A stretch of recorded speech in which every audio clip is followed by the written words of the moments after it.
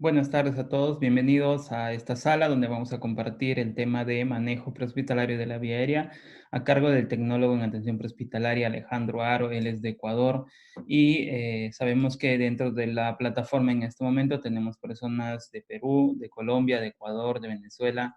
Bienvenidos a todos. Queremos compartir este tema porque sabemos que es de interés amplio para todos ustedes. Le dejo en este momento el mando de la sala a Alejandro, quien se va a encargar de desarrollar el tema del día de hoy. Les voy a pedir, por favor, mantener el orden, no activar ni el micrófono ni tampoco el video para no generar interferencias. Estamos llevando el registro de aquellos que están haciendo aquellos que no logren o aquellos que estén insistiendo con activar su video o activar el audio para retirarlos de la sala. Tenemos que tomar algunas medidas para poder mantener el orden y que más personas puedan escuchar. ¿Ok? Entonces, le dejo el pase a Alejandro para que él pueda iniciar ya esta conferencia y nosotros podamos escuchar y aprender qué es lo que tiene preparado para hoy, para poder escucharlo y saber y poder hacer todas las dudas. Si tienes algún tipo de pregunta, lo puedes hacer a través de la bandeja de chat, yo las voy a ir anotando y al término de la conferencia viene la ronda de preguntas y poder absolver algunas dudas que ustedes tengan. ¿Listo? Entonces queda Alejandro para que pueda iniciar ya la conferencia.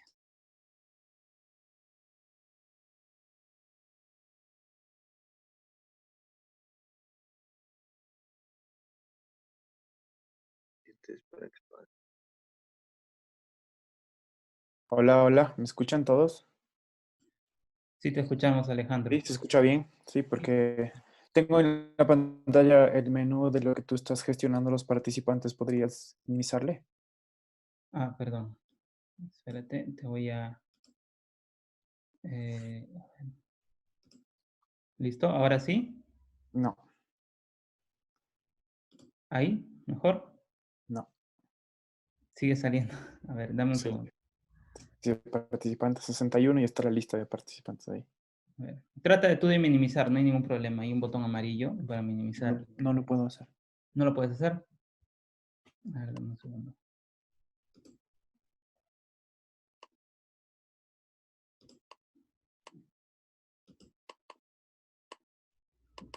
Ya lo Ahora, hiciste grande. ahora Está intenta. grande ahora. Ahora no veo mi, mi keynote. Aquí sí logramos ver tu keynote, Alejandro. Yo no veo el...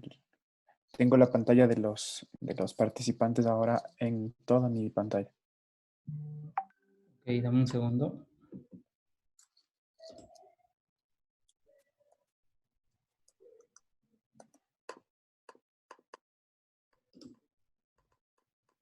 ¿Listo? Ahora puedes intentarlo.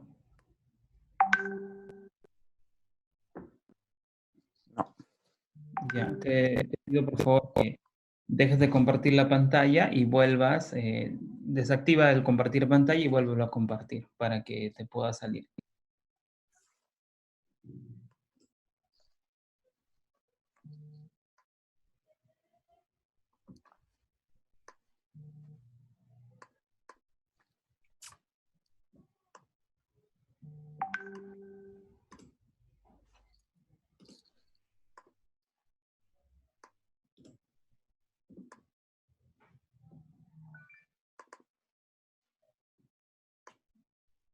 Ahora sí logras ver mejor. sí, sí.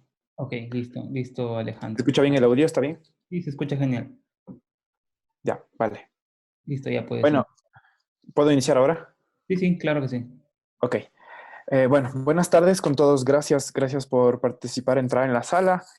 Me alegra mucho, antes de iniciar, me alegra mucho el interés por el tema. El día de ayer también tuvimos sala llena y repetir el mismo tema con otra sala llena me alegra un montón, todavía mucho más en estos días de cuarentena.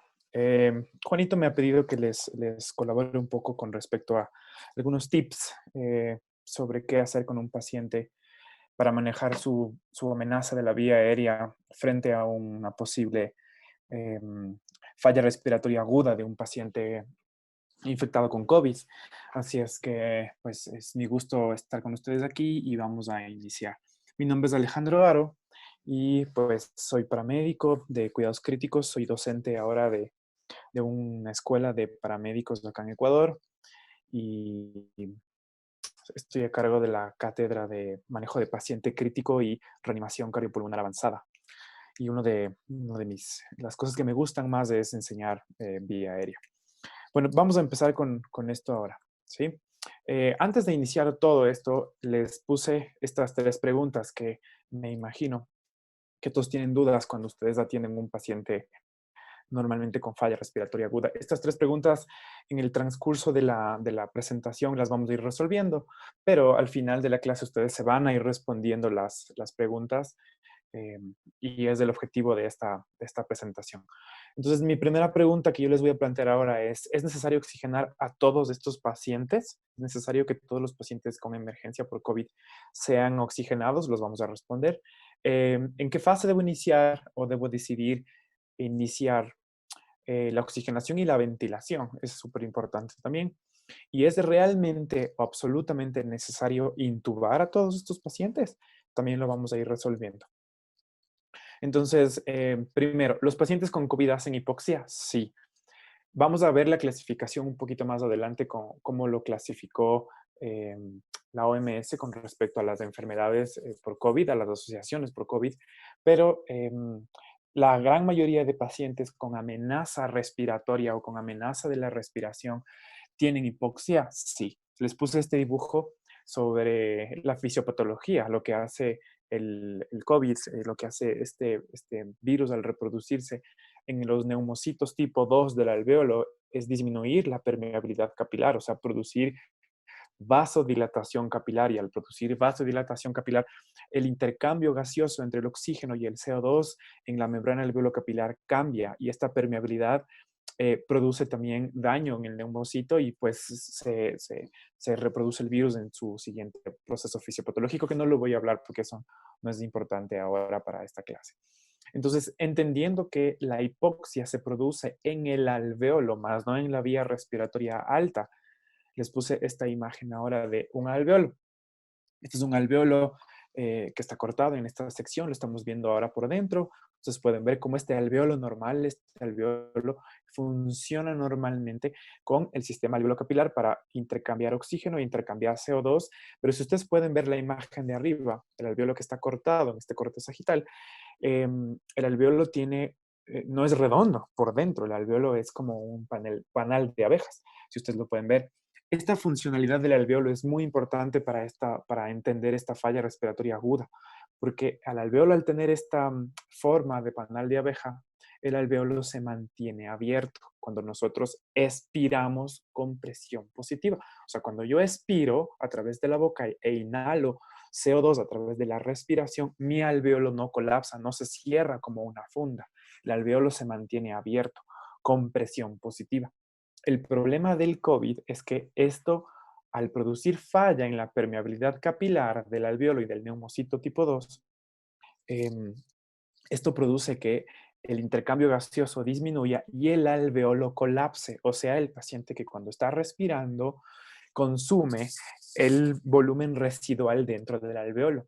Nosotros tenemos un volumen residual y este volumen residual es consumido por el paciente en la falla respiratoria aguda. Ese es el gran problema de estos pacientes. Entonces, ya con esta primera explicación estamos respondiendo a la primera pregunta. ¿Creen que es necesario oxigenar a estos pacientes? Me imagino que ya todos están entendiendo esta respuesta. Sí, estos pacientes necesitan ser oxigenados por el cambio de permeabilidad capilar. Me gustaría que se queden con este concepto eh, de lo que expliqué del alvéolo, cómo se mantiene abierto, ¿sí? Este alvéolo se mantiene abierto con una columna de presión medido en centímetros de agua, que es una parte un poco más avanzada de la fisiopatología o de la fisiología respiratoria, pero me gustaría que se queden con ese concepto, que cuando expiramos con presión positiva a través de la vía respiratoria alta y eliminamos CO2 a través de la respiración, el alvéolo se mantiene abierto normalmente, ¿sí?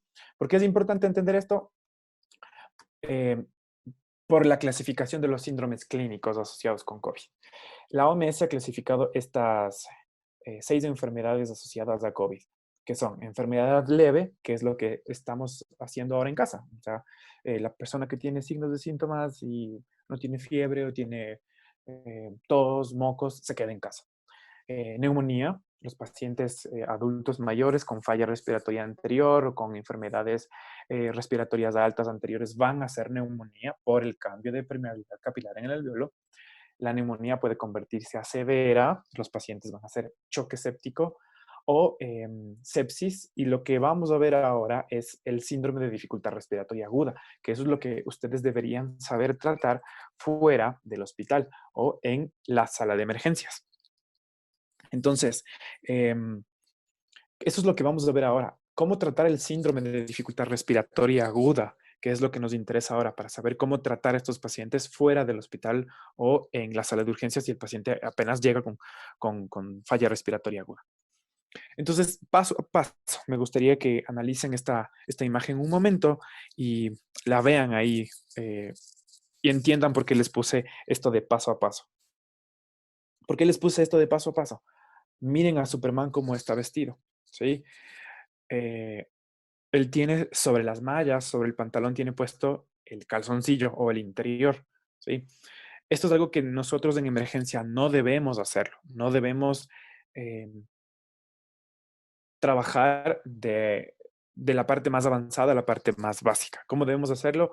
Pues no como Superman, normalmente, ¿no es cierto? Me pongo las medias, luego el pantalón y luego me pongo la capa, ¿sí? No como Superman, al revés. Paso a paso es eso. Y empezar por la oxigenación, por eso les puse la primera pregunta, que era oxigenar. Luego, si la oxigenación no es buena, empezar por ventilar o decidir ventilar al paciente. Y si esto no funciona, pues decidir intubar al paciente, que es la última parte de lo que deberíamos realmente hacer. Entonces, no te olvides, paso a paso, desde las maniobras básicas, pasando por la ventilación mecánica para finalizar en intubar al paciente. Entonces, con el primer paso, que es oxigenación, vamos a trabajar ahora en esta clase por metas. Por eso les puse esta primera meta. Esta primera meta es la meta de oxigenación. ¿Qué debo hacer inicialmente? Conectar el monitor. Bájate de la ambulancia o el paciente que entra a la sala de urgencias, conéctale el monitor para saber si el paciente hay que resucitarle o reanimarle al paciente, tiene una arritmia o el paciente está hipotenso o el paciente desatura, entonces conéctale el saturador y con base a la saturación o la capnografía decide oxigenar al paciente. La meta de oxigenación inicialmente con estos pacientes es FiO2 o saturación de oxígeno de 94% en reanimación. No reanimación cardiopulmonar, me refiero en reanimación de manejo avanzado de la vía aérea. Entonces, si el paciente llega a la sala de urgencias o está en el triaje o está en la ambulancia o estás en casa con un paciente con dificultad respiratoria y el paciente desatura, ves que el paciente está cianótico, está morado, ese va a ser tu objetivo inicial, tu primer objetivo. O sea, que nuestro paciente en reanimación agresiva sature 94%. ¿Cómo lo puedo hacer? Con mascarilla de oxígeno a alto flujo, que es más de 94. Niños, cándula nasal, si toleraría la cándula nasal a flujo medio, a flujo abajo. Hay algunos países que tienen cándula de reanimación, pues cándula de reanimación con 94%, para que tenga 94%. Y si ya en reanimación subió de 94%, está bien mantenerlo en 90% de saturación. Una cosa que me gusta explicar mucho cuando hablo de vía aérea también es la saturación periférica que corresponde a cada país. ¿Sí? Yo vivo en Quito. Quito es la segunda capital más alta de Latinoamérica. Estamos en 2.800 y un poquito más de altura y la presión atmosférica aquí es menor.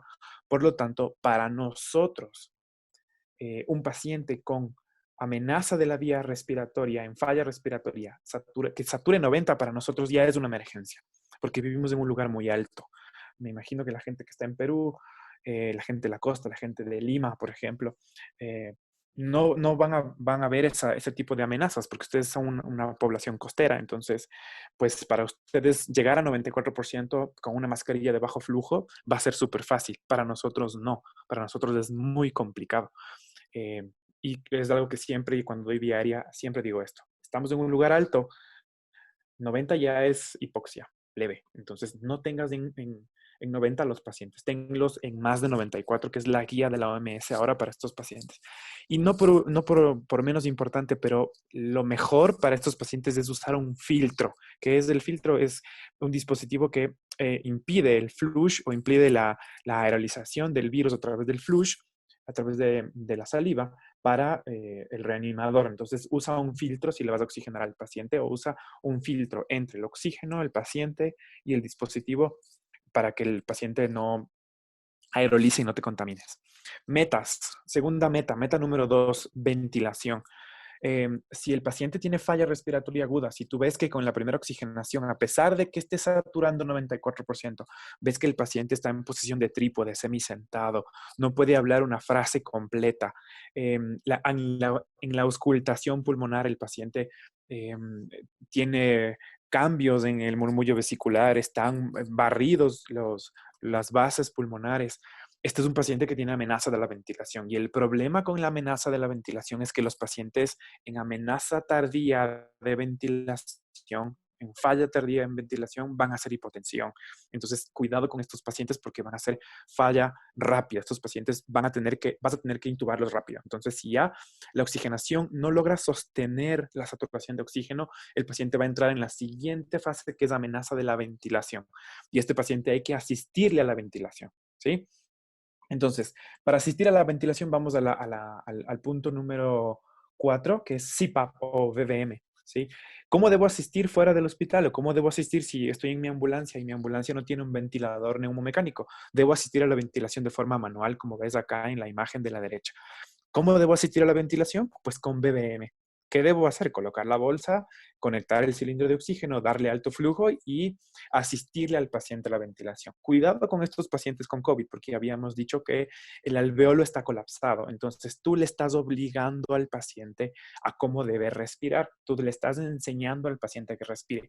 Esta ventilación con VVM es una ventilación invasiva. Hay que tener muchísimo cuidado con la ventilación invasiva, pues sobre todo si el paciente está despierto, ¿sí? Estos pacientes, pues, van a tener algunas fallas importantes de cuando le invades en la ventilación y repito, esta interacción entre ventilación y el tórax podrá producir en algunos momentos hipotensión, que es la principal causa.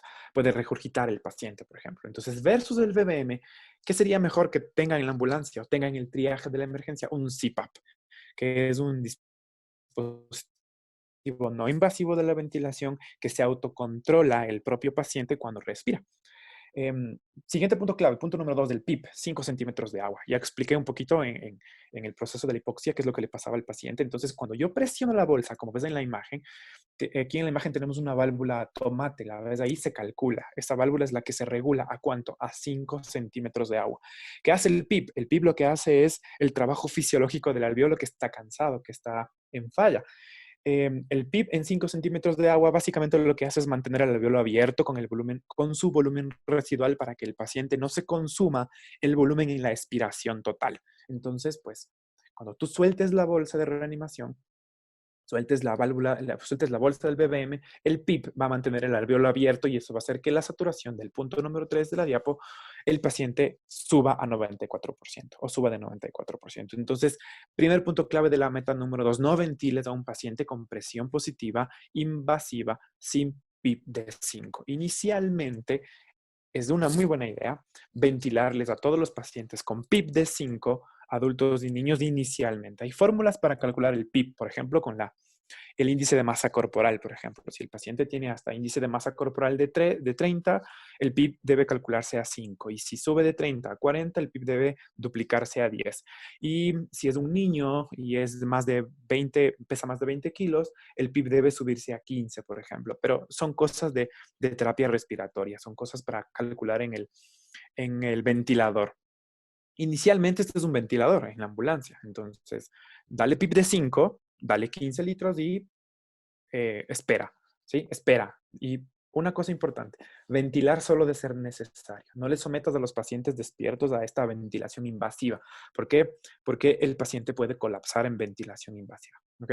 La aerolización hay que tener mucho cuidado, entonces entre la mascarilla del paciente y el dispositivo y la bolsa deberíamos usar un filtro para que pues, la aerolización no se produzca y no tengamos contaminación. Esta es la válvula del PEP, lo voy a explicar ahora. Esta válvula del PEP es una válvula que se regula, como te había dicho antes, se mueve, es una perilla nada más y se regula entre 5, 10, 15 y 20 para los adultos y para los neonatos entre 1, 5 1, 2 y 5 o 1, 3 y 5 y los niños igual entre 5, 10 y 15. Todo va a depender del peso, todo va a depender del flujo de oxígeno, todo va a depender del índice de masa corporal. Hay muchas cosas, muchas fórmulas para calcular el PEP.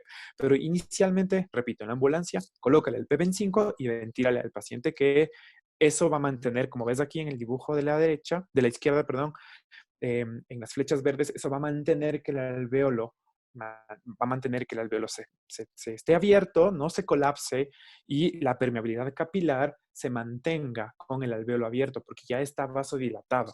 Entonces lo vas a mantener abierto y no va a hacer que colapse el alvéolo. Formas para ventilar. Vamos a ver desde la izquierda, desde el símbolo tomate. Te puse en emergencia como en naranja. ¿Sí? Que es lo que normalmente nos enseñaron a hacer. Sujete la bolsa, coja la C y la E y con la otra mano presione. Punto. Sí, es una buena idea, funciona.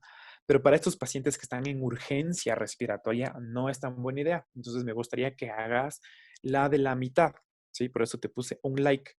¿Ok? Que es doble C y doble E contracción con elevación del mentón. Y si lo pudiera hacer, que es la tercera imagen, la que tiene 2 likes, que es mejor que la doble C y la doble E, es pulgares hacia adelante, como ves en la imagen, y tracción del mentón hacia arriba. Es mejor que las otras 2 anteriores, porque voy a cerrar completamente, crear un sello completamente hermético entre la boca del paciente, la piel, la silicona del dispositivo de la mascarilla y va a permitir que todo el volumen corriente ingrese cuando tú presionas la bolsa. ¿Sí? Les puse una mnemotecnia. A mí me gusta mucho enseñar con mnemotecnias, me gustan mucho. Entonces, te puse una primera mnemotecnia. Si vas a ventilar a un paciente con presión positiva, acuérdate de ventilarlo con sexy o de forma sexy, para que te acuerdes, ¿sí? Que es ese de segundo proveedor, ventilarlo con un segundo proveedor. No hagas como la primera imagen. Tú fijas y tú ventilas, no. Yo fijo con las 2 manos y viene mi segundo compañero a ventilar. Elevar la cabeza. No ventiles como las imágenes. Son imágenes nada más para didáctica. No ventiles así, no ventiles con la posición supina, completamente acostado al paciente. No. Elévale la cabeza entre 30 y 45 grados al paciente o eleva la camilla o colócale almohadas debajo del paciente, cobijas, haz una posición de rampeo para que eso mejore la forma en cómo el volumen corriente ingresa al tórax. Acuérdate que el tórax tiene presión negativa y le estás dando presión positiva cuando presionas la bolsa. ¿Sí? X, dispositivos extra de la ventilación. No uses solo la bolsa. Usa una cánula nasal, por ejemplo, una cánula nasofaringea si el paciente está despierto. O usa una cánula orofaringea si el paciente está inconsciente. Y coloca la sonda de succión Jacquard lista, fijada y probada por si te excedes con la ventilación y el paciente regurgita para que no broncoaspire. ¿El BBM puede fallar? Sí, el BBM puede fallar. O sea, cuando yo estoy dando ventilación, es muy probable que esta forma de ventilar no funcione. Y tengo que pensar en problemas. ¿Sí? Mi primer problema es la M de mascarilla. Te puse una mnemotecnia entonces para que entiendas que el BBM puede fallar con esta mnemotecnia que se llama MOANS, M de mascarilla. La mascarilla tiene que ser la perfecta para el paciente. Tiene que quedarle entre el mentón y la nariz. No puede quedar ni muy grande ni muy pequeña. Los pacientes con obesidad van a disminuir el volumen de ingreso, el volumen minuto de ingreso, y eso va a hacer que sea más difícil ventilarles a estos pacientes. Así es que elévales la cabeza o elévales completamente todo el pecho, porque los pacientes con obesidad van a tener dificultad en el intercambio. Los pacientes de edad avanzada que tienen joroba, por ejemplo, los abuelitos, ¿sí? Estos pacientes con COVID que hacen dificultad respiratoria, neumonía, y tú les acuestas, van a desaturar súper rápido, solo por la posición. No los ventiles acostados, ventiles levantados. NEC o no dientes. Los pacientes que no tienen dientes, los abuelitos igual, que no tienen dientes, no se van a beneficiar del sello hermético de la mascarilla. ¿Sí? La parte facial va a tener un cambio anatómico y eso va a hacer que la mascarilla no se pueda fijar directamente a la cara. Y ese de Steve Lungs, esto en inglés significa rigidez pulmonar. Sí, es una traducción un poco compleja hacerla. Pero básicamente significa eso, rigidez pulmonar y entre paréntesis les puse complianza pulmonar. Los pacientes que ya tienen una neumonía anterior, fibrosis pulmonar, EPOC y ahora tienen COVID y hacen falla respiratoria aguda, no van a beneficiarse solo de la bolsa. Cuidado, no van a saturar 90. ¿Sí? Estos pacientes van a tener dificultad para ventilación con PIB de 5. Vas a tener que intubarlos a esos pacientes y someterles a otro modo de ventilación o a otro modo ventilatorio. ¿ya? Entonces les puse esto, ¿sí? No quiero hablar del CO2, cómo se intercambia con la célula en el torrente sanguíneo, con agua generando bicarbonato que produce acidosis láctica y la acidosis. No, porque yo sé qué es lo que todos quieren, que les enseñe a intubar. ¿Sí? Entonces vamos ahora sí a la siguiente meta. Meta número 3. La meta número 3 es que si falló la ventilación mecánica invasiva, ha fallado la oxigenación, ahora debería ponerme a pensar, ¿es necesario intubar a este paciente? ¿Se va a beneficiar con la intubación? Es probable que sí, es probable que no. Entonces, primero, antes de intubar a los pacientes, mide la saturación. Y cuando ya mida la saturación, si la saturación peri o pre-intubación es mayor de 90, decide intubarlo. Si no, no. ¿Qué quiero decirte con esto? Que no intubes a los pacientes o no decidas intubar a un paciente que está en hipoxia. ¿Sí? Todas las guías prehospitalarias de urgencias, de medicina crítica, de terapia intensiva, todas las guías han demostrado que los pacientes con intubación, en preintubación, en hipoxia, tienen daño neurológico irreversible. Todos. Y les va mal a estos pacientes. Así es que no lo hagas. ¿Sí? Primero, ventílale bien antes de intubar. Segundo, mascarilla de oxígeno alto flujo lista. Tercero, cánula para los niños, si lo pueden tolerar. Y cuando ya está en 90, colócale un filtro para evitar la aerolización y ahora sí decide intubarle al paciente. ¿Ya?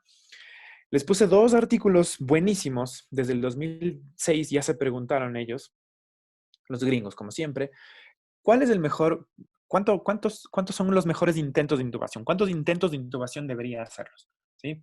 Eh, en clases de reanimación, en clases de, de prehospitalaria, siempre es una de las preguntas que siempre todo el mundo hace, ¿sí? Y siempre te preguntas, ¿no? Entonces, ¿cuántos intentos debo hacer? ¿Uno, dos, tres, cuatro? ¿Ya estudiaron eso? Sí, ya estudiaron eso. Se estudió 1941 casos en los cuales más del 30% de pacientes recibieron intentos de intubación endotraqueal. ¿Qué demostró esto? Esto demostró la incidencia de los efectos versus los intentos. ¿Sí? Entonces, ¿qué demostró esto? Que un intento de intubación, solo al hacer un intento de intubación, el 14% se produce en efectividad. ¿Sí? O sea que mientras más intentos hagas, el daño neurológico es mayor. O mientras más intentos hagas, hay más porcentaje de daño. Quiere decir que si haces dos intentos, el 47% de probabilidades hay de que el paciente tenga lesiones. Y si haces tres intentos, 64%. Y si haces más de tres intentos, el 71% de probabilidades hay de que tu paciente tenga lesión en la intubación o daños post-intubación. Entonces, está demostrado mediante medicina basada en la evidencia que un intento también puede producir daño. ¿Sí? Entonces, meta número 4. Primero, busca un lugar con presión negativa. ¿Sí? La OMS recomienda en todas sus guías para el COVID que cuando yo intente manipular, manejar y ventilar a un paciente, debo hacerlo en un lugar con presión negativa, como lo están haciendo en los países desarrollados, por ejemplo. El shock room tiene un lugar específico para COVID en donde este lugar tiene un ventilador con presión negativa. O sea, quiero decir, absorbe la presión ambiental del espacio donde lo estoy intubando al paciente. ¿Sí? ¿Para qué? Para evitar la propagación del flush. ¿Ya? No tengo, entonces mi ambulancia no tiene un ventilador con presión negativa. Usa el equipo de protección personal con todas las normas que está estableciendo la OMS para que no tengas propagación con flush a través de la vía aérea del paciente. Sí, acuérdate que le estás intubando, le estás manipulando la vía aérea al paciente y esta manipulación a estos pacientes puede hacer que te salte un flush de saliva y pues te contagies. Tener todo el material listo, tener un checklist listo y antes de intubar, primero parar y revisar el checklist y hacer un juicio clínico. ¿Sí? O sea, decir, a ver, el paciente está desaturando, está hipotenso, está taquicárdico, está taquipneico, tiene falla respiratoria aguda, es un paciente de más de 50 años. La saturación con ventilación positiva no ha mejorado, no sube de 90 o sube de 90 solo en la perioxigenación con cambio de posición. ¿Hay que intubarlo? Sí. Si no es necesario, no lo intubes. Por eso te pongo ahí juicio clínico. Y una de las cosas que mucho me gusta enseñarles a mis estudiantes, por eso les puse esta foto, es hacer un checklist. ¿sí? Yo como tarea les envío a hacer un checklist para la clase. Entonces, ellos hacen un checklist de intubación, checklist para desfibrilar, checklist para colocar la tabla, checklist para todo. Les enseño a hacer checklist para todo, para que se memoricen, como que fueran los pilotos de una aeronave. ¿Sí? El piloto no enciende la aeronave y arranca, no, el piloto tiene un checklist y revisa todo. Entonces, tú como paramédico, médico de urgencias, terapista respiratorio, eh, enfermero de cuidados críticos, debes tener un checklist, ¿sí? Y no lo intubes antes de tener el checklist listo. Entonces, hazte un checklist. Y otra cosa que me gusta enseñarles a mis estudiantes es lo que ves en la foto. Yo les pongo el simulador de ritmos y de signos vitales atrás en su espalda, ¿sí? Porque casi siempre cuando manipulamos la vía aérea, nosotros estamos frente al paciente, como ves en la imagen. Y eh, les enseño a ellos a no trabajar solos, les enseño a ellos a que su asistente que está en la derecha con el ambú listo, mientras lo están intubando, esté listo con el ambú y le dicte los signos vitales a él para que él se dedique solo a intubar, no a mirar los signos vitales. Es una de las cosas que les recomiendo, ¿sí? No estén ustedes mirando la pantalla, no. Pidan a su asistente que les dicte los signos vitales. Dentro del checklist, posición, es lo primero por lo que debemos de empezar. Les puse 3 imágenes con respecto a la posición. Posición número 1, que es la posición plana, ¿sí? Que mira la forma en cómo se alinea la entrada bucofaringea con la entrada de la laringe, ¿no es cierto? Tiene un ángulo casi de 45 grados, donde dice OA y LA en el plano, ¿sí? Ahora, mira qué pasa cuando haces la segunda imagen. Vamos a la segunda imagen. Mira qué pasa cuando haces cabeza elevada pero flexionada hacia adelante, ¿sí? El ángulo orofaringeo con el ángulo laringeo ahora ha cambiado, ahora está en 90 grados, es un ángulo recto, así lo puedes ver, ¿no es cierto? Vamos a la tercera imagen ahora. ¿Qué pasa si pongo un almohadillado, pero el paciente le elevo la cabeza y le llevo a la posición de olfateo? ¿Qué pasa ahora con la línea que va desde O hasta LA? Se alinea mejor, ¿no es cierto? Ahora es un ángulo abierto, ¿sí? Entonces, no intubas a los pacientes en posición plana. Intúbalos desde cabeza elevada o intúbalos con cabeza elevada y flexión hacia arriba, ¿sí? Por eso les expliqué el sexy. Eleven la cabeza y eleven el mentón. Pongan al paciente en posición de olfateo. Entonces, lo primero para el checklist para antes de intubar es posición de olfateo. Verifiquen que el paciente esté en posición de olfateo. Una vez que el paciente ya está en posición de olfateo, vamos a las hojas rectas y a las hojas curvas. Hojas rectas para adultos, hojas curvas para niños, falso. No. Hay hojas rectas pequeñas y hay hojas curvas pequeñas. Y hay hojas curvas grandes y hojas rectas grandes. ¿Sí? Siguiente característica, hojas rectas para ángulos o para eh, glotis anteriores o cercanas. Hojas curvas para glotis posteriores o lejanas. ¿Cómo me doy cuenta de eso? Mirando la anatomía del paciente. Si puede abrir la boca, si tiene mentón corto, si tiene mentón prominente, si tiene cuello corto, si tiene cuello largo, si entre el ángulo entre el mentón y tiro mentoniano es menor de 3 dedos, su posición, su postura de la glotis va a ser posterior. Todo eso debo analizarlo antes de intubar al paciente. Usen una guía, usen el tubo siempre con guía. Entonces, dentro del checklist, la guía. Usen un detector de CO2 mejor que el monitor de la saturación. Es mucho mejor usar monitor de CO2 que mide realmente cuánta cantidad de CO2 sale versus este monitor de oxígeno que es periférico. Entonces es mejor usar un capnógrafo. Tengan listo el capnógrafo. El capnógrafo les va a dar mucha información con respecto a la reanimación. Si es que tengo, usen un videolaringoscopio. Hay otro protocolo para intubar con videolaringoscopio. Hay varios videos laringoscopios en el mercado. CIMAC, King Vision, iTrax, por ejemplo. Hay muchos. Y si tengo un videolaringoscopio, debo saber intubar con videolaringoscopio. La gran mayoría de gente cuando viene al curso de vía aérea dice, yo quiero usar el videolaringoscopio porque he visto en los videos que usar el videolaringoscopio todo el mundo lo intuba. No, no es así. Incluso dentro del curso avanzado de la vía aérea hay una estación que se llama rescate de la vía aérea con videolaringoscopio. ¿Sí? Porque si la vía aérea es difícil, no vas a poderlo intubar directamente con un laringoscopio normal. Tienes que hacer una vía aérea de rescate con el videolaringoscopio. Entonces, no es que el videolaringoscopio es la panacea y me salva la vida, no. El videolaringoscopio tiene que saberse usar. Y hay varios tipos de videolaringoscopios en el mercado. Bueno, estoy en Perú, estoy en Lima, estoy en Quito, estoy en Guayaquil, estoy en una ambulancia que no tiene videolaringoscopio, tranquilo.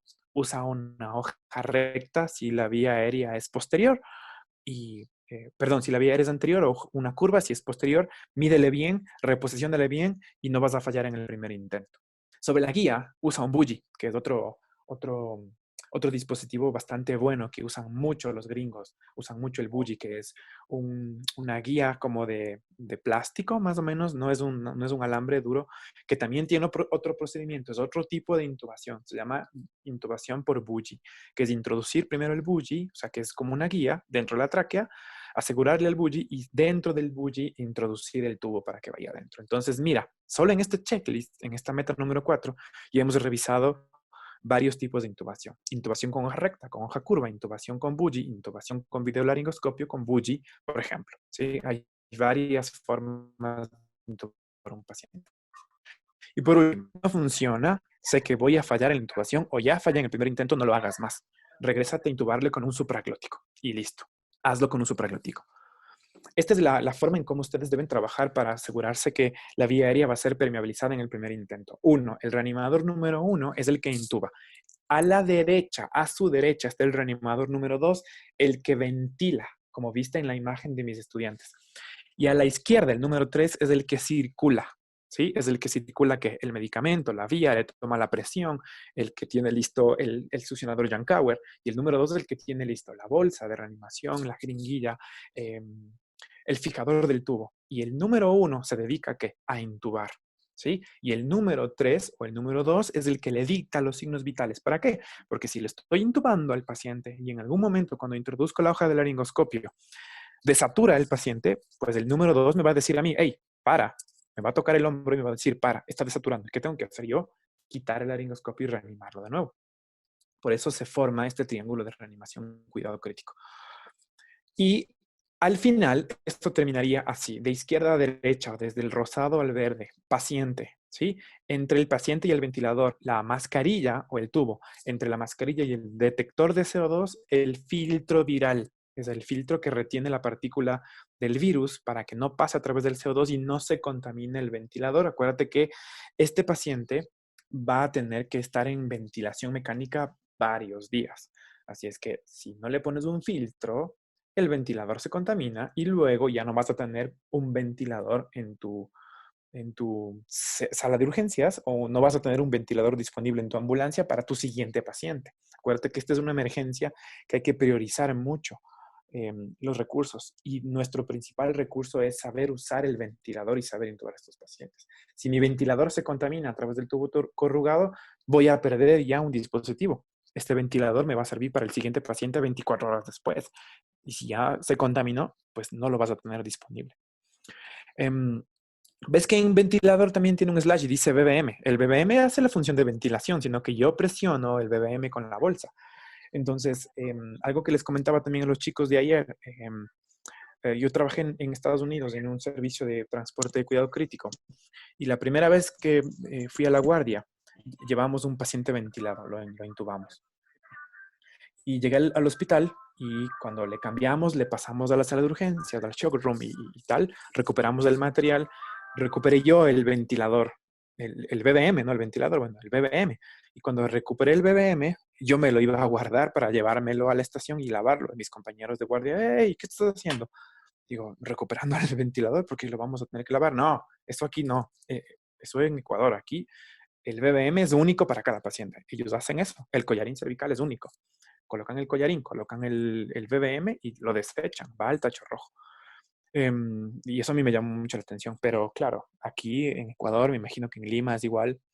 En otros lugares de Latinoamérica es igual. No podemos darnos el lujo de botar un BBM y usar uno para cada paciente, mucho menos en este momento en el cual hay que priorizar y optimizar la logística. Entonces, acuérdate que si no tienes muchos BBMs y vas a tener que usarlo luego, este BBM no se puede contaminar, porque tú en la emergencia, en la ambulancia o en tu sala de urgencias, no vas a usar siempre BBMs solo para pacientes con COVID.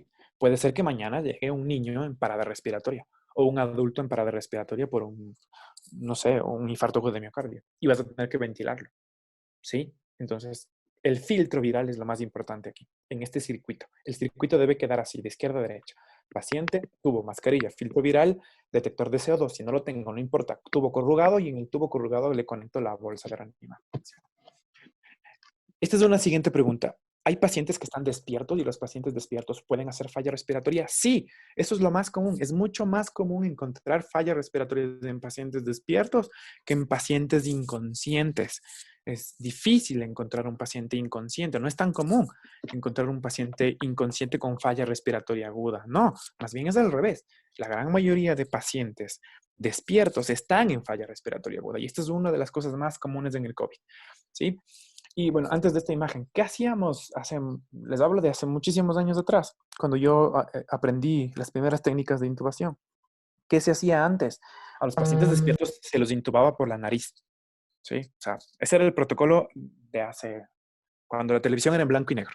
¿Sí? Llegaba un paciente despierto a la sala de urgencias o a la ambulancia y tu protocolo era intubarle por la nariz. ¿Sí? Por eso les puse esta imagen. Sí, los que hicimos una vez de eso, los que vimos alguna vez de eso, ya somos muy viejos para esto. ¿Sí? Ahora no. Los pacientes despiertos, que son intubados despiertos, sin medicación, la intubación orotraqueal es usualmente limitada a muerte o muerte inminente. ¿Qué quiere decir? Que si llego a la casa de un paciente con COVID y está en falla respiratoria aguda y le estoy ventilando con bolsa y el paciente no mejora, pues vas a tener que intubarlo. Pero vas a tener que intubarle con medicación, porque si le intubas sin medicación, este paciente se va a morir ahora o 48 horas después. ¿Sí? No quiero asustarles, por si acaso. Entonces, ¿qué es lo que tengo que hacer? Secuencia rápida de intubación farmacológica al mínimo, que es lo que recomiendan todas las guías. Hice una revisión bibliográfica rapidita ayer, me puso a trabajar full todo el día, Juanito, y hice una revisión bibliográfica flash de la gran mayoría de artículos científicos que hablan sobre qué fármacos son los que se debe usar en esta emergencia con COVID, los mismos que usas normalmente en la sala de urgencias o en la ambulancia para intubar, pero al mínimo. Todas las recomendaciones bibliográficas en España, en Australia, en China, en Europa recomiendan seguir usando los mismos fármacos, pero a la dosis mínima, porque el paciente ya tiene o ya trae falla respiratoria. ¿Sí? Entonces, este es el protocolo de SRIFA. Prepararle al paciente, y ves aquí que te puse en la imagen este paciente, que es una paciente muy gordita, ¿no? Mira la cantidad de toallas y la cantidad de insumos que usaron para levantarle la cabeza y alinearle la posición y mantenerla al mentón elevado sobre el externo, que es lo que vimos en la parte anterior. Cuando ya el paciente esté así, ahora sí, preoxigénale, preintúbale óptimamente, haz una preintubación óptima, o sea, ten un checklist listo, ¿sí? Y en la preintubación óptima me gusta siempre explicar dos cosas, que el paciente tenga pulso radial, o sea, sistólica mayor de 90 y que la saturación esté más de 90.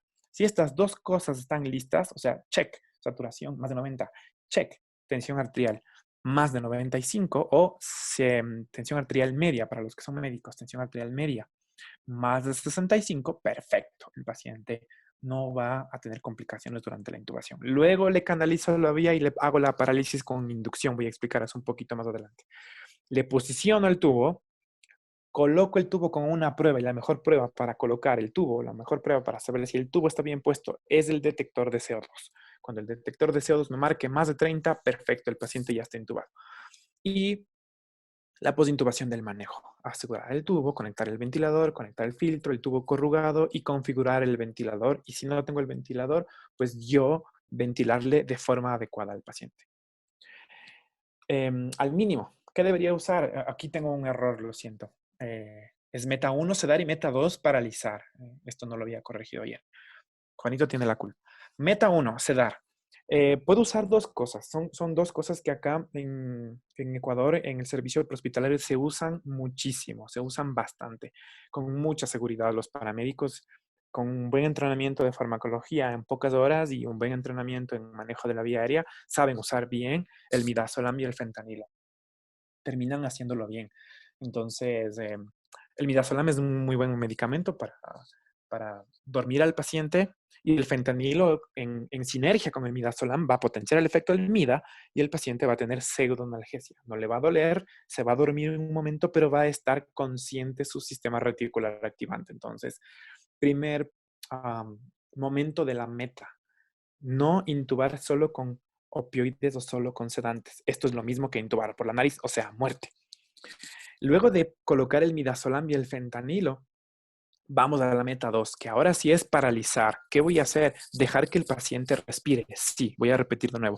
Voy a hacer que el paciente deje de respirar. De nuevo, sí. Yo voy a hacer que el paciente deje de respirar. Sí, para poner el tubo, porque si no el paciente no se va a dejar poner el tubo.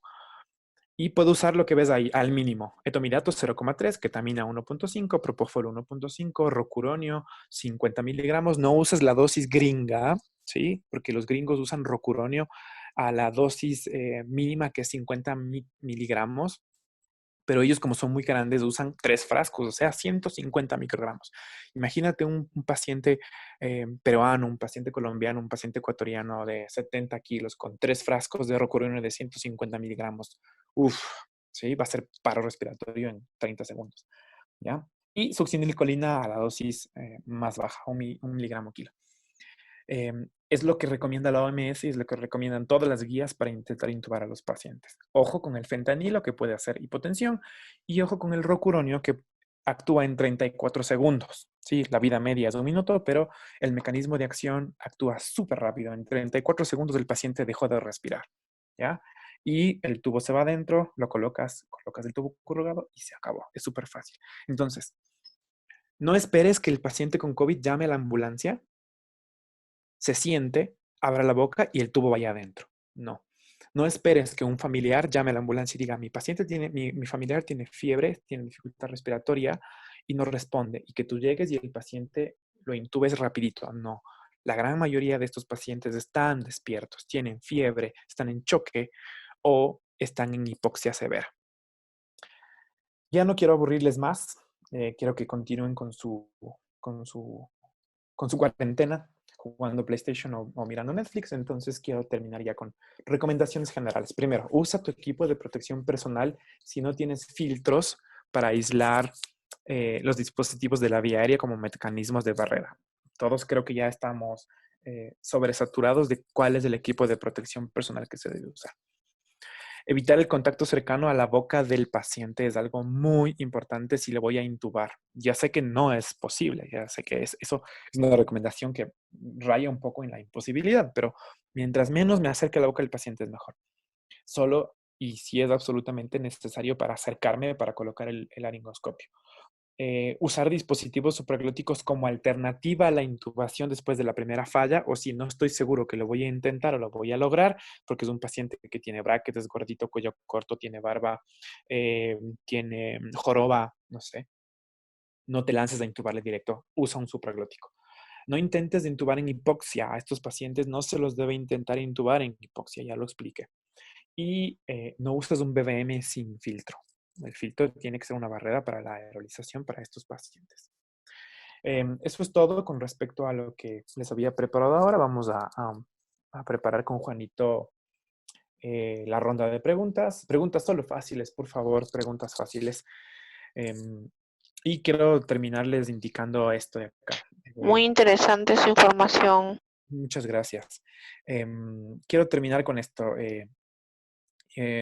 Yo soy Alejandro Aro, la persona de abajo de la foto que está en el diagrama, que tiene barba y lentes, soy yo. Y tengo un mejor amigo, el que está con gafas, se llama Edwin. Nosotros dos tenemos un sitio de educación prehospitalaria y de medicina crítica, que lo puedes ver ahí como está. Estamos en Facebook, en Instagram y en YouTube. Tenemos un canal de YouTube que tenemos muchos videos educativos sobre medicina de urgencias. Y subimos videos con respecto a medicina de urgencias, medicina prehospitalaria. Así es que dale un like, búscanos en Facebook, YouTube e Instagram y déjanos un comentario y activen la campanita. Voy a darle paso a Juanito, que es el moderador de la sala. Y si tienen preguntas, vamos a las preguntas. Aprovechemos la cuarentena y muchísimas gracias. Gracias, Alejandro. Por favor, todos los que deseen hacer preguntas, el chat está disponible.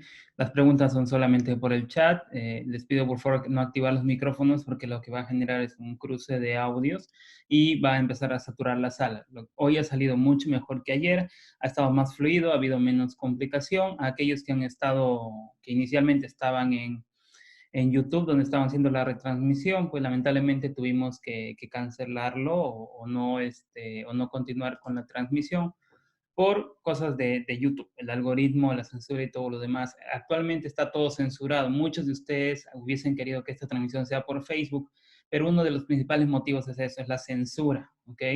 La censura que hace Facebook y YouTube también respecto al coronavirus. Todo lo que tenga coronavirus está vetado, o sea, no están permitiendo que se haga de uso público abierto. Por eso las transmisiones del día de ayer también YouTube las ha censurado.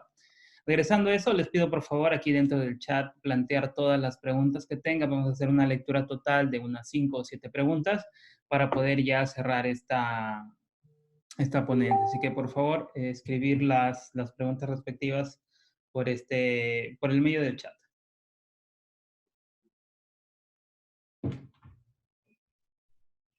Para las personas que están todavía conectadas y nos están escuchando, el mecanismo es el siguiente. Ustedes dejan en el chat las preguntas. Juanito las va a leer y yo las contesto porque yo estoy compartiendo la pantalla, entonces no puedo ver lo que ustedes escriben. Entonces, así más o menos funciona. ¿Sí? O parece que no hay pregunta. No hay preguntas. O entendieron todo o no entendieron nada. Una de dos. Esperemos que sea la segunda. Oh, perdón, la primera. Ok, ya acaba la primera pregunta. Vamos. ¿Qué tipo de BBM se debe usar? Y si le podrías explicar un poco más del PIB. ¿Qué es lo que hace el PIB? Ok, este es el BBM. A ver, déjame buscarte. Ok, este es un BBM de la marca Sinner. Es alemán.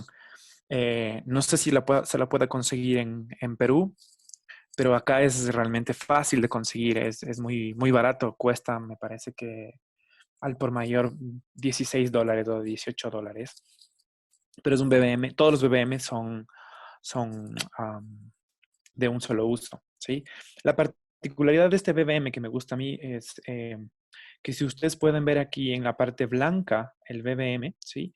Se lo zafa, se saca la parte blanca y en vez de entrar la válvula del PIB directo a la parte blanca, entra el filtro, ¿sí? Entonces, la pregunta era enfocada a eso. ¿Qué tipo de BBM puedo usar? Busca un BBM que tenga esta característica, que tenga válvula del PEP o de PIP y que se pueda sacar la válvula para reemplazarle este dispositivo blanco por un filtro con adaptación de PIP. Y el mismo proveedor, que es Sinner, este proveedor que es alemán, te da el filtro también. Entonces ya traen su kit el propio filtro. ¿Cuál era la otra parte de la pregunta? ¿Me repites, por favor? El PIP, ¿no es cierto? Sí. Sí. Ok. A ver, voy a explicar un poco más pausado, creo, ¿no? A ver, nosotros inspiramos aire del ambiente, ¿sí? De este aire del ambiente, para que nuestro cerebro trabaje, tiene que captar 21% de oxígeno. Cuando nosotros captamos aire en una respiración normal, en 12 respiraciones normales en un minuto, cuando yo respiro 12 veces por un minuto, mi sistema respiratorio capta entre 5 a 7 litros de aire.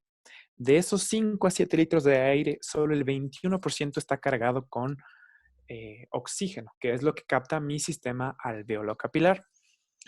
Lo que sucede normalmente es que nosotros tenemos un volumen residual dentro del alveolo. El alveolo está cargado con aire, ¿sí? Es como una bolsa abierta. Y cuando nosotros expiramos, ¿sí? Expiramos CO2 y expiramos CO2 con aire, no expiramos solo CO2, expiramos el aire que nosotros ingresamos, exhalamos también aire con alta concentración de CO2, que es entre 35 y 45 milímetros de mercurio, ¿sí?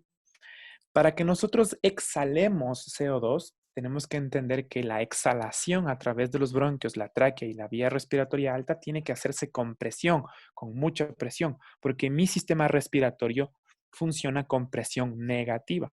Y para que yo saque algo de adentro, tiene que haber presión. Y esta presión es positiva. Para que salga aire con CO2 con presión positiva, el alveolo es el que tiene que contraerse, o sea, el alvéolo se contrae y eso produce presión positiva y exhala el CO2, ¿sí? Por eso se llama PEP, presión positiva al final de la expiración, solo que está en inglés, Positive End Expiration Pressure. Pero básicamente es lo mismo. Esto es del PEP, que es la presión positiva al final de la expiración. ¿Cuánto mide, cuánto vale esta presión positiva al final de la expiración? 5 centímetros de agua, que está acá en la otra diapositiva. ¿Sí?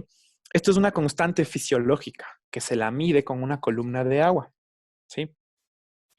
Pero ahora es mucho más fácil porque los BBMs ya traen su propia válvula del PEP, como puedes ver en esta imagen naranja. La válvula naranja es la que tiene la válvula del PEP. Entonces, ¿qué tengo que yo hacer? Buscar la válvula del PEP, como ves acá, regularle, o sea, girar, solo es una especie de tornillo. No sé si está bien dicho esta palabra en Perú. Rosca. Rosca, es una especie de rosca. Giro la rosca hacia la derecha y voy subiendo, bajando los números y busco que el PEP esté en 5. Y esto es todo lo que tengo que hacer para la falla respiratoria aguda. Todos los pacientes con falla respiratoria aguda que van a ser sometidos a ventilación mecánica, inicialmente deben ser ventilados con PIB de 5, si no puedo calcularles su índice de masa corporal, porque el PIB es dependiente del índice de masa corporal. ¿Mejor? Sí, mejor. Listo. Gracias. La segunda pregunta. Al usar midazolam con pacientes inmunodeprimidos, ¿qué tan factible es la intubación? ¿Sería un riesgo o entramos a la regla de riesgo-beneficio? No entramos a la regla de riesgo-beneficio porque el midazolam es un medicamento, es una benzodiazepina, ¿sí? Entonces, déjame regresarte a la última diapositiva. El midazolam es un medicamento que inicialmente se usa como meta inicial para sedar al paciente, ¿sí? Entonces, lo que yo quiero conseguir con mi primera meta es que a mi paciente, quiero conseguir 3 cosas. Que a mi paciente no le duela el procedimiento, ¿sí? No sienta el procedimiento y no esté despierto mediante el procedimiento.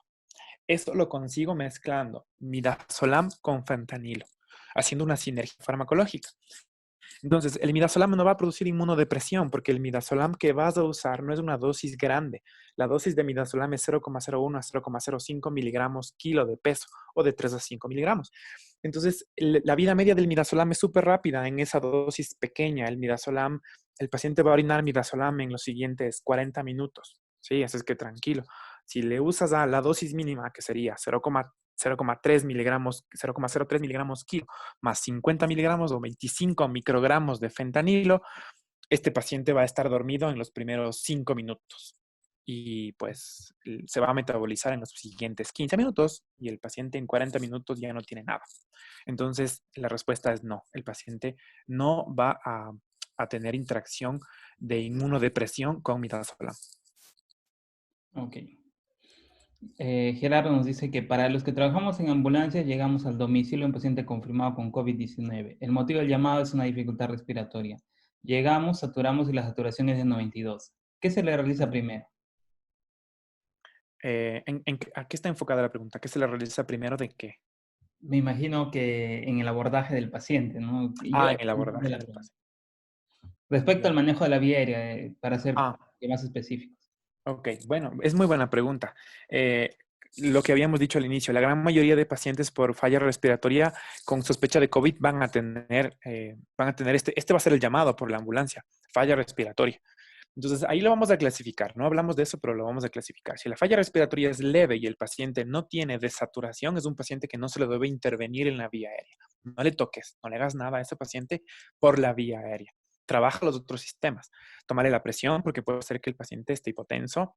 Tómale la temperatura, puede ser que el paciente tenga una fiebre, una febrícula o esté haciendo septicemia. Los pacientes con falla respiratoria aguda no tienen solo falla respiratoria, tienen compromiso de otros sistemas cardiovasculares, por ejemplo. Los niños, sí, por ejemplo, un niño puede tener la misma presentación. Un niño que llama a la ambulancia, la mamá que llama a la ambulancia porque su hijo tiene falla respiratoria inicial, no está desaturando y tiene fiebre. La segunda emergencia cardiovascular en los niños es la taquicardia supraventricular y es producida por febrícula o por alza térmica. Entonces, si el niño tiene COVID, tiene gripe, tiene fiebre, está taquicárdico, pero no desatura, es posible que ya la emergencia no sea de vía aérea. Es posible que la emergencia ahora se torne cardiovascular. Entonces, no te enfoques solo en la vía aérea. Si ya el paciente no desatura, pues busca problemas en otros lugares. Hipotensión, taquiarritmias, falla renal o septicemia. Ok, otra pregunta es, lamentablemente no en todas las instituciones tenemos los mismos recursos. Tenemos Acá laringoscopio, pasa igual. Acá pero no pasa hay igual. En algunas ambulancias dispositivos. tampoco hay. No tenemos dispositivos supralóticos. ¿Cuál sería la mejor opción que puedo hacer? Em, Acá están las mejores opciones. ¿Qué es lo que puedes hacer?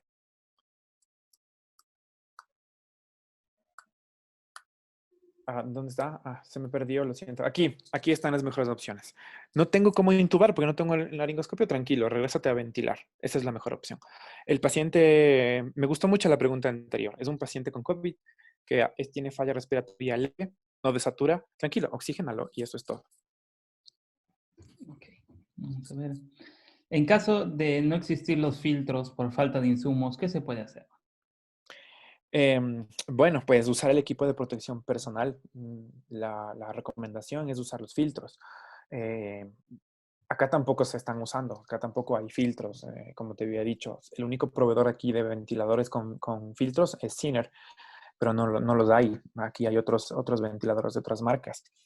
Em, ¿Qué te recomiendo? Que ocupes el equipo de protección personal o doble incluso equipo de protección personal para evitar el flush, que es lo mejor que te podría recomendar. No puedo darte otra recomendación. Ayer en una de estas preguntas también exploraron eso y habíamos hablado sobre que hay algunas bibliografías que están describiendo que los proveedores están rehusando incluso la mascarilla N95, la están reesterilizando. Y es una muy buena idea y la evidencia es buena. Entonces sí, la puedes usar. ¿No tienes filtro? Está bien, no le pongas el filtro, pero no rehuses ese mismo ventilador. Sí, entonces esa es una recomendación súper importante. Ya sé que a nosotros como personal de urgencias nos gusta mucho trabajar, invadir a los pacientes y somos muy celosos con el equipo y decimos, no, guardemos este equipo porque nos puede servir. No, ya no tienes filtro con el ventilador, no lo uses. Y si necesariamente debes usarlo porque tu ambulancia es el único equipo en que tienes en tu ambulancia, es el único ventilador que tienes, reúsalo, pero llévalo al autoclave. Llévalo al autoclave, pasar el libravión, el sablón, alcohol, todos los procedimientos que estaban sacando la OMS para esterilización fría. Okay. A modo de comentario, siempre es recordar que no todo problema a nivel de la vía aérea se soluciona con intubación.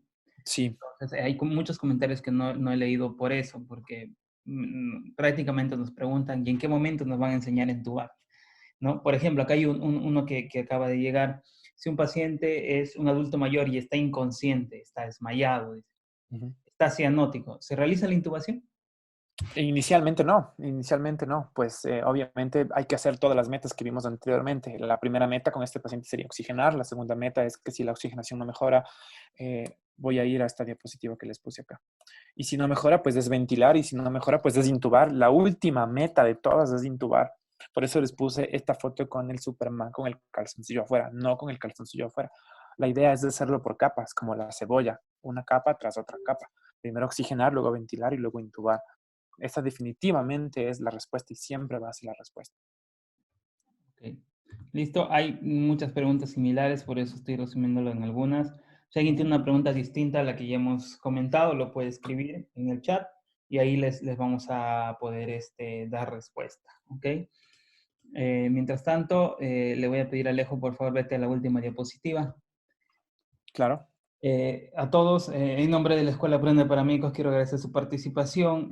Muchas gracias a todos por estar al pendiente de nuestras convocatorias. Siempre lo hacemos y se llena bastante rápido. Para el día de hoy también se llenó rápido. Entiendo que hay dificultades para poder acceder, activar el audio y todo lo demás. Sin embargo, eso se va superando y se va aprendiendo. En Latinoamérica no estamos preparados aún para utilizar tanto estos recursos, pero la cuarentena nos está empujando a que se haga mucho más rápido.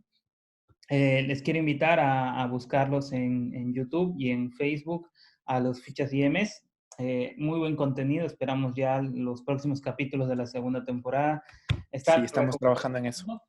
Les invito también a buscar nuestro canal de YouTube de la Escuela Peruana de Paramédicos, donde vamos a estar reposteando parte del contenido que se está logrando preparar para ustedes. Están invitados a poder continuar. A ver, no se va a compartir diapositivas, ¿ok? No se van a compartir diapositivas, ni tampoco se van a entregar certificados. Queremos que las personas que ingresen a una conferencia lo hagan por el principal motivo, que es aprender, ¿ok? Si tú quieres un certificado, después de eso no te preocupes, vamos a sacar muchos cursos con más cantidad de horas y todo lo demás, con exámenes, test, pretest y todo lo demás, y tu objetivo que en este momento sea aprender, ¿ok? Muchas gracias a todos. Quisiera mandarles un saludo y un fuerte abrazo, pedirles por favor que nos mantengamos dentro de la cuarentena, evitar salir. La mejor medicina, la mejor vacuna para el COVID es la solidaridad. No salgas a la calle si es que no te corresponde. Y aquellos que están en primera línea de batalla, a mis colegas enfermeros, a los médicos, a los técnicos de enfermería, a todo el personal sanitario, desearles tranquilidad, mucha paz mental, porque es algo que está faltando en estos momentos, y vamos a leer un poco más, lo único que nos va a quitar los miedos y el pánico es el conocimiento. Muchas gracias a todos, espero que se pasen por la página de la escuela y nos dejen un comentario, y ahí les vamos a estar respondiendo, postearemos unas cuantas fotografías de lo que hemos logrado hacer hoy. Muchas gracias a todos por su participación y nos estamos viendo en una próxima oportunidad. Atentos porque probablemente en unos días estemos convocando a un nuevo conversatorio. Así que un saludo para todos, un saludo para Bolivia, para Pisco, para toda la gente que esté conectada. Muchas gracias y en unos minutos, bueno, en este minuto ya estamos procediendo a cerrar la sala. Alejo, sus palabras finales, por favor. Muchas gracias a todos por la atención, el interés. Realmente es un tema que a mí me gusta mucho, me apasiona mucho después de la reanimación.